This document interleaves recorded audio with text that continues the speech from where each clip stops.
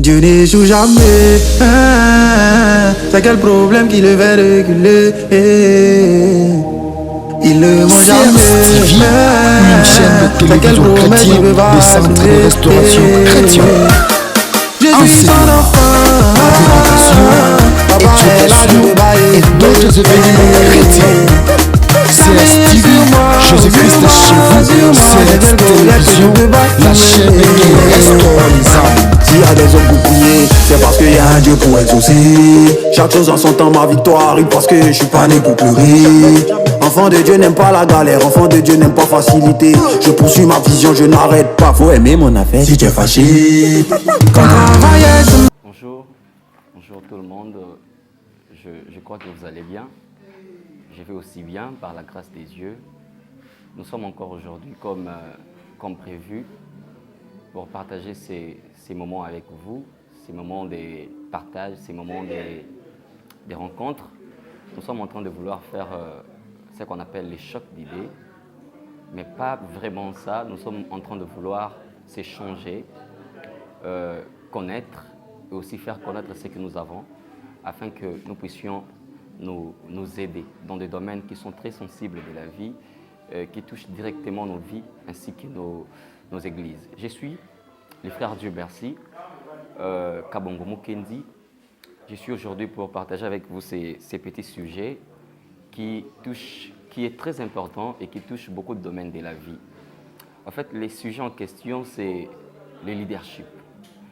J'ose croire que dans tous les domaines de la vie, nous subissons le leadership.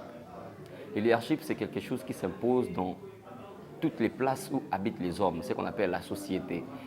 Partout où il y a des hommes, nous devons croire que le leadership doit s'imposer.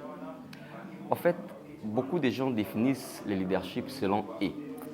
Beaucoup de personnes parlent du leadership et bizarrement, c'est que beaucoup de personnes se prétendent être des leaders, sans pour autant comprendre ce que c'est ces termes.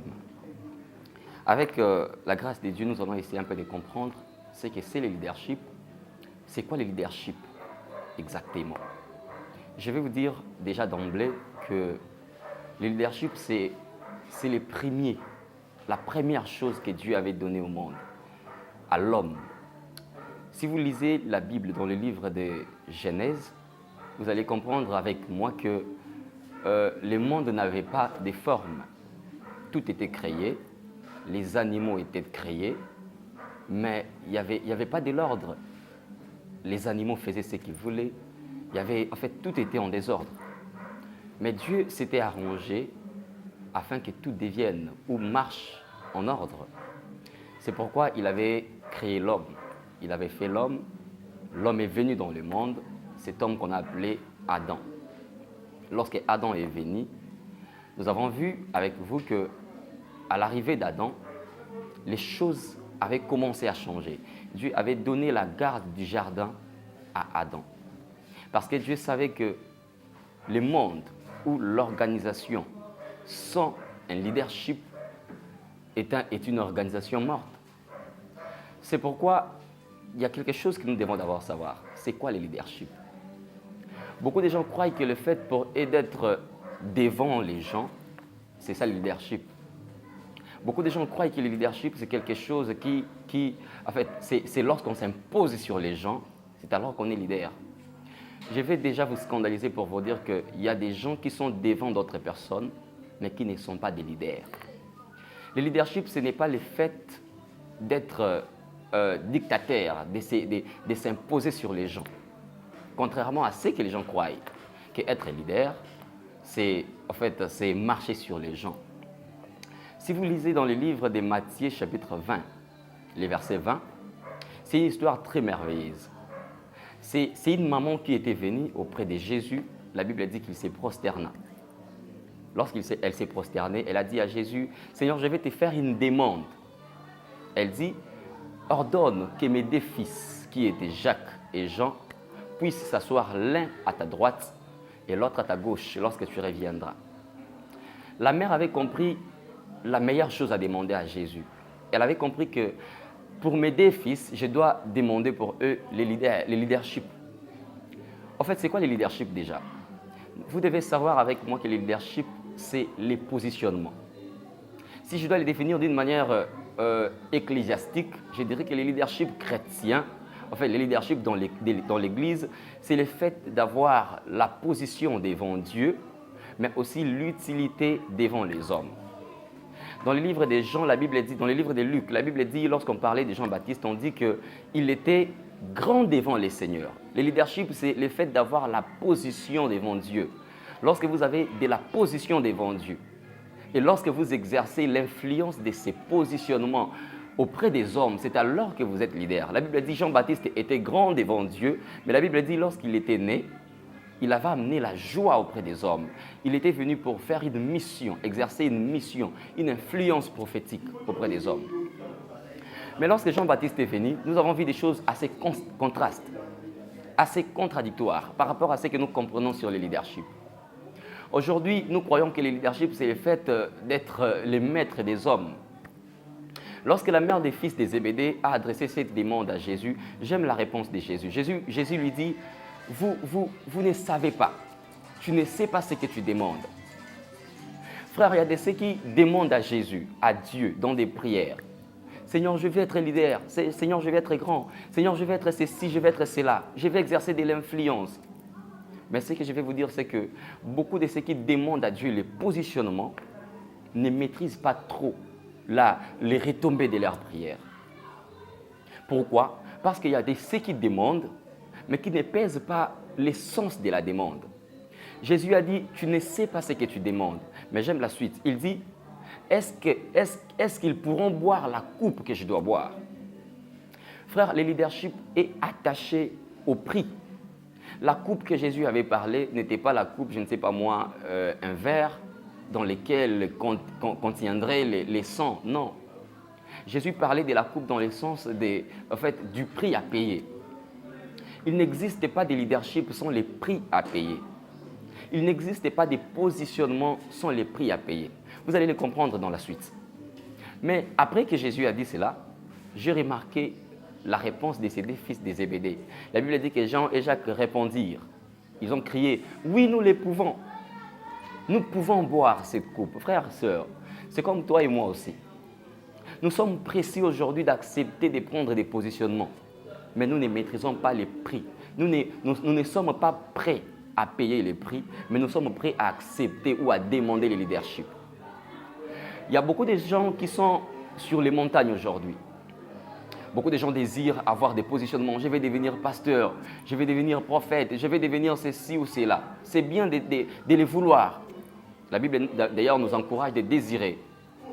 Mais beaucoup de gens qui sont prêts, qui aiment les positionnements, n'aiment pas trop payer les prix du positionnement. Le leadership vient avec un prix. Le leadership vient avec un prix à payer. Mais lorsque Jésus a dit à ses deux fils de Zébédée, « Ah, d'accord, vous êtes prêts à payer les prix, là je n'en disconviens pas. » Mais vous devez savoir, il y a la suite qui m'intéresse le plus. Jésus dira maintenant à ses deux fils de Zébédée, « Je suis d'accord avec vous. Vous pouvez boire la coupe, comme toi et moi. Jésus est d'accord avec toi. Tu peux boire la coupe. Monter à la montagne de Manguingue pour devenir leader, ce n'est pas mauvais. Devenir pasteur, ce n'est pas mauvais, tu le désires, tu peux le devenir. Mais le problème, c'est au niveau de la coupe. Beaucoup de ceux qui veulent devenir des leaders ne sont pas prêts à payer les prix du leadership. Ils ne sont pas prêts à payer les prix, mais ils sont prêts à accepter. Ils veulent assumer des charges, mais ils ne sont pas prêts à payer les prix de ces charges. Jésus leur dit ceci, « Je suis d'accord avec vous. Vous pouvez boire. Mais il y a quelque chose qui vient avant les prix, frères. On nous a enseigné dans nos églises que Dieu est prêt à répondre à toutes les prières. Jésus n'est pas d'accord avec toi. Jésus n'est pas d'accord avec ceux qui croient que Dieu peut répondre à toutes les prières. Frère, ce n'est pas vrai. Dieu ne répond pas à toutes les prières. Nous allons le comprendre dans la suite. Jésus dit à la femme, à la mère de ses deux fils, il dit, en ce qui concerne la coupe, vous pouvez les boire. Mais lorsqu'il faut atteindre la dimension que vous désirez, cela ne dépend pas de moi. Frère, il y a des choses qui ne dépendent pas de Dieu. Et entre autres, le leadership. En ce qui concerne le leadership, ce n'est pas quelque chose que nous pouvons l'obtenir par la demande. On ne demande pas à Dieu, on ne fait pas des prières, Seigneur, je vais devenir leader. Non, les positionnements, ce n'est pas quelque chose qu'on peut demander.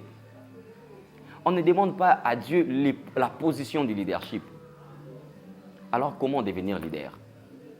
Comment obtenir les positionnements du leadership? C'est pourquoi aujourd'hui, il y a des ceux qui se sont improvisés dans l'œuvre de Dieu. Il dort la nuit, il a un rêve en train de prêcher, il se réveille le matin sans pour autant avoir les discernements. Du coup, il s'achète une guitare, il s'achète les instruments, il ouvre une église, il croit que voilà, Dieu m'a donné un positionnement, Dieu a fait de moi un leader. Non, ce n'est pas ça. Jésus a dit, en ce qui concerne la coupe, vous pouvez les boire. Mais il y a quelque chose que vous devez savoir. Pour ce qui concerne les positions du leadership, c'est une réserve. Jésus dit, il ne sera donné qu'à ceux à qui mon Père l'a réservé. Frère, le leadership est premièrement une prédestination. Lorsque vous n'êtes pas destiné à être leader, sachez que tout ce que vous ferez ne réussira pas. Il y a des gens qui se posent des questions. Mais comment tout ce que j'ai fait depuis que je suis pasteur, depuis que je suis ceci, depuis que j'ai ouvert cette entreprise, les choses ne marchent pas. Peut-être tu n'étais pas appelé à être leader devant les gens. Peut-être tu étais appelé à être derrière quelqu'un pour l'accompagner. Nous sommes aujourd'hui frustrés. Il y a des ceux qui, tout le monde veut être leader. Mais la vérité que je vais te dire, Dieu ne te décourage pas. Il ne décourage pas les désirs d'être leader. Mais ce que nous devons savoir, c'est de découvrir exactement ce à quoi nous sommes appelés à être leaders. Si aujourd'hui dans mon pays, il y a des conflits, c'est parce que tout le monde veut être leader, mais ne comprenant pas ce que c'est le leadership. Alors Jésus a compris cela, il a appelé ses disciples. Il dit à Pierre, Pierre, viens, appelle tes amis, je vais vous apprendre, installer pour être leader. Aujourd'hui, les gens croient que pour être leader, il faut marcher sur les autres. Pour être leader, il faut dominer sur les autres. Pour être leader, il y a beaucoup de choses. Jésus dit, les princes de ces mondes, les rois de ces mondes tyrannisent les autres. Ils marchent sur les autres. Ils dominent sur les autres. Frère, le leadership, ce n'est pas la domination sur les hommes. Dieu n'a pas créé une personne pour qu'il puisse dominer sur les autres. Je vais vous ramener dans une histoire dans la Bible. Dans le livre de Genèse, la Bible dit, Dieu appela Adam. Il lui dit, tu vas dominer sur les animaux, sur les bétails, sur les oiseaux du ciel, sur tout ce qui est sur la terre. Mais nulle part, la Bible a dit, Dieu a donné à l'homme l'autorité de dominer sur l'homme. Non. Le leadership n'est pas le fait de dominer sur les hommes. Alors, c'est quoi le leadership? Jésus a dit à Pierre et à ses amis, si tu veux être grand, si tu veux être un leader, ne domine pas sur les autres, mais sois les serviteurs des autres. Le leadership, c'est le fait de devenir serviteur des autres. Alors, il y a ceux qui vont se dire, on m'a dit d'être serviteur des autres pour devenir leader, alors désormais, je vais aller, je serai une bonne dans une maison, je vais commencer à préparer pour les autres. Non, frère. Le vrai leadership, c'est le fait de découvrir les dons que vous avez. Lorsque vous découvrez les dons que vous avez et vous les servez aux autres, c'est alors que vous êtes leader dans ce que vous avez. On est leader dans le fait que nous servons ce que nous avons aux autres. Ce que je fais maintenant, c'est ça mon positionnement de devenir pasteur. Tout le monde veut prêcher. Tout le monde s'est dit, pour être leader, il faut être pasteur, il faut prêcher. C'est pourquoi il y a des conflits. C'est pourquoi il y a des tiraillements. Parce que tout le monde sait que être leader, c'est prêcher. Non, frère. Si tu comprends ce que et tu les mets en pratique, amis, ses disciples, il leur dit, asseyez-vous, je vais vous laver les pieds. C'était assez contradictoire, n'est-ce pas? Aujourd'hui, nous savons que le leadership, c'est le fait d'être servi. Pour se sentir leader, il faut qu'on nous serve. Frère, lorsque tu as le cœur qui désire toujours être servi, tu n'es pas un leader. Le leader n'est pas la personne qui est assis et d'autres personnes les servent. Non, les servent, non. Un leader, c'est la personne qui est là en train de servir. Lorsque vous comprenez l'essence du leadership, vous serez vous serez libre d'esprit. La liberté d'esprit, c'est la chose qui caractérise le leadership. Un leader, c'est la personne qui n'attend pas qu'on puisse lui dire, voilà, tu dois faire ceci ou cela. Non, lorsque vous attendez à chaque temps qu'on puisse vous rappeler ce que vous devez faire, vous n'êtes pas un leader. Le leadership, c'est l'état d'esprit. C'est l'émancipation morale. C'est lorsque vous vous dites, je suis appelé à faire ceci. Et tu te mets en pratique. C'est ça le leadership. Le leadership, ça inclut beaucoup de choses. Mais il y a une précision, il y a une nuance que je dois faire. Je suis obligé de les faire pour rendre parfait ces petits messages. Lorsque votre leadership est faible, sachez que vous êtes en train de neutraliser ceux qui sont derrière vous. Ce qui fait la force d'une équipe, ce n'est pas la capacité des joueurs, c'est la stratégie du coach. Je vais vous ramener dans une réflexion. Nous connaissons tous ce qui venait de se passer à l'équipe nationale, les Léopards de la RDC. On a joué les préparatifs de la CAN, on n'a pas réussi. Je n'ai pas vu les gens proposer qu'on puisse limoger les joueurs. Non, qu'est-ce qu'on a fait? On a juste changé de coach. Parce que le leadership n'est pas au niveau de ceux qui jouent. Le leadership, c'est au niveau de ceux qui préparent. Lorsque vous êtes un leader, vous devez savoir que la force de votre suite est entre votre main. Il y a une citation que j'aime beaucoup. Lorsque vous avez une équipe de chèvres, mais qui a dans sa tête un lion, et vous avez dans une autre équipe des lions, mais qui a dans sa tête une chèvre, sachez que l'équipe qui a des chèvres, mais qui a un leadership d'un lion, battra l'équipe qui a des lions, mais qui a sur sa tête une chèvre. Le leadership caractérise la force d'une équipe. S'il y a dans les églises n'évoluent pas. Ce n'est pas parce qu'il n'y a pas des intercesseurs. Vous le savez mieux que moi, on dit qu'il n'y a pas de mauvaises troupes, il n'y a que des mauvais maîtres. Votre leadership caractérise votre capacité mentale. Si vous voulez faire avancer votre entreprise, ayez un bon leadership. Ayez la capacité de transmettre ce que vous avez aux autres. Ayez la capacité d'expliquer exactement votre vision à ceux qui sont auprès de vous. Le leadership, ce n'est pas le fait d'être déçu et d'avoir des gens dessous. Non. Le leadership, c'est de créer des hommes qui sont comme vous. Le leadership, c'est de promouvoir la vision que vous avez. C'est pourquoi aujourd'hui nous voyons dans les églises. Je parle souvent du leadership dans les églises parce que j'ai fait partie de l'église. Il y a des pasteurs qui, après sa mort, l'église tombe en faillite. Et vous vous dites, voilà, ceux qui sont restés, ils sont des égoïstes. Non.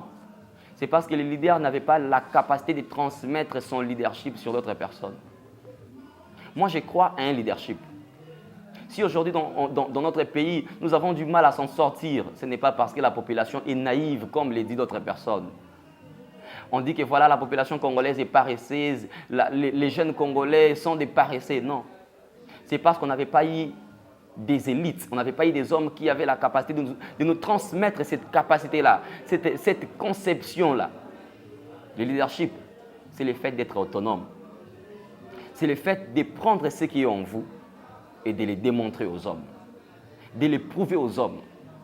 La Bible dit dans le livre d'un Corinthien, quelque chose de très merveilleux.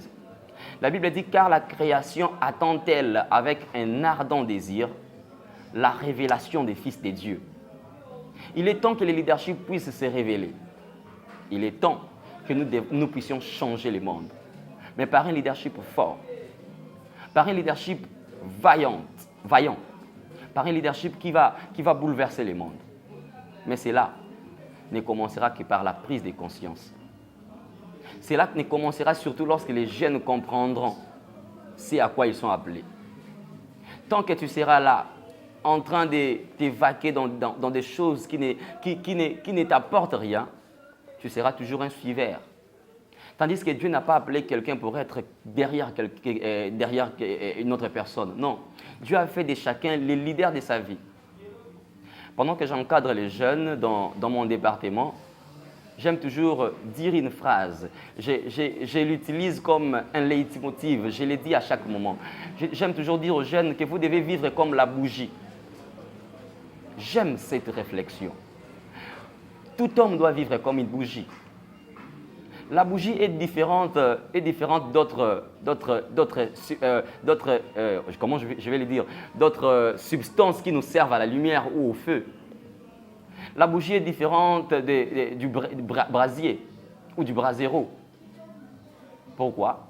Parce que lorsque vous allumez la bougie, la chose qui fait en sorte que la bougie puisse demeurer tenace, debout, ce n'est que le liquide qui ne sort de cette bougie-là. La bougie ne dépend que d'elle-même pour se tenir debout. La bougie n'a pas besoin que vous puissiez prendre les super glue, vous mettez dessus une table, après vous la mettez dessus. Non. La bougie, lorsque vous l'allumez, prenez juste ce qui provient d'elle-même, déposez ça, c'est sur ça qu'elle va se tenir debout. Frères, sœurs, ce qui fera en sorte que tu vives une vie en paix, ce n'est que ce qui proviendra de toi. Ce que tu peux exhiber au monde, c'est ça ton leadership.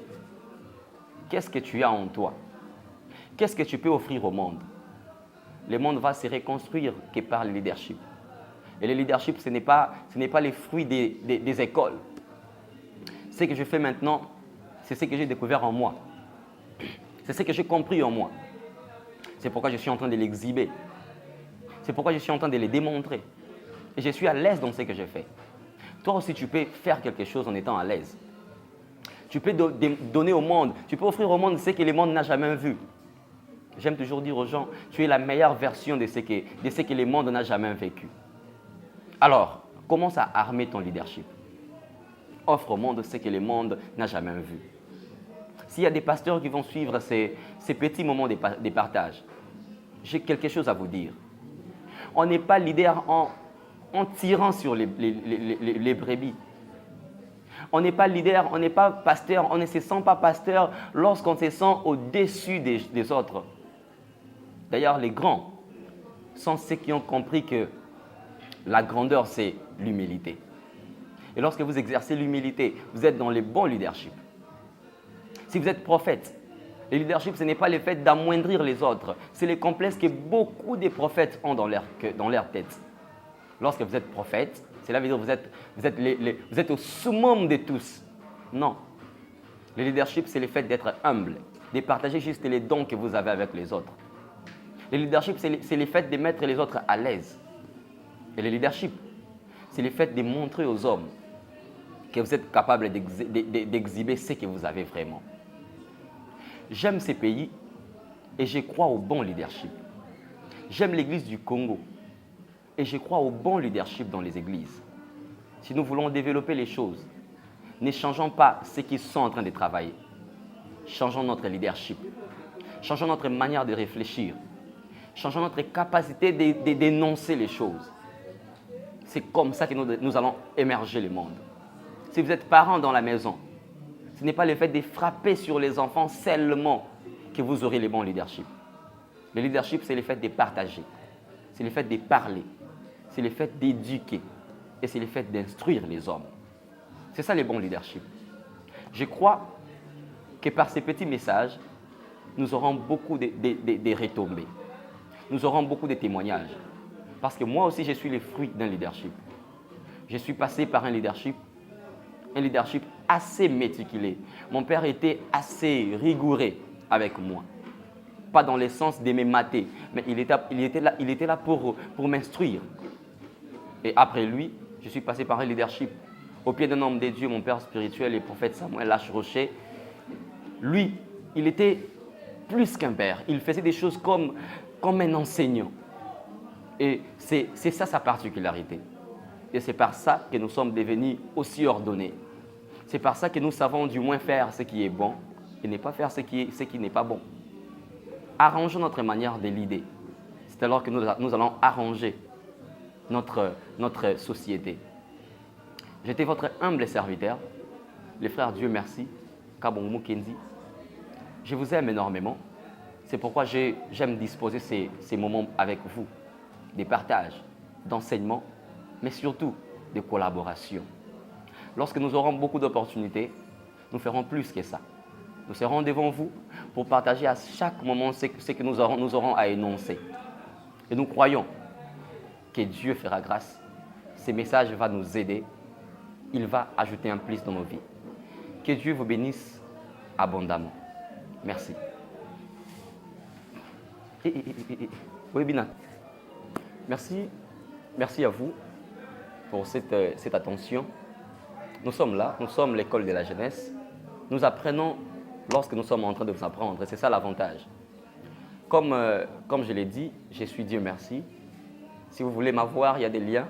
Je serai toujours là. Je suis l'une des personnes les plus fréquentables. Je suis ouvert, je suis accessible à tout le monde.